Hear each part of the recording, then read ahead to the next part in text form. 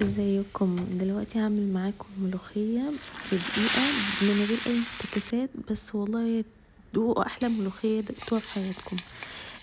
اول حاجة في سمنة هاخد من الثوم والكزبرة معلقة صغيرة، بس هشوحها مش هخليها يعني تغمق ولا حاجة، بس ريحتها تطلع وهتاخد الشوربة على طول.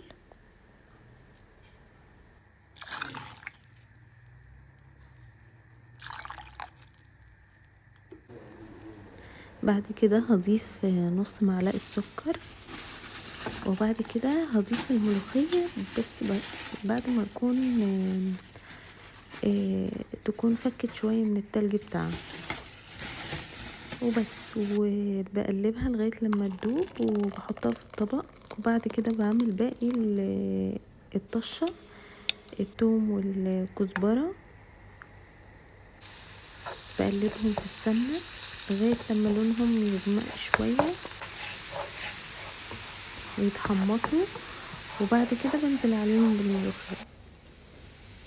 بس كده، جربوها وهتدعوا.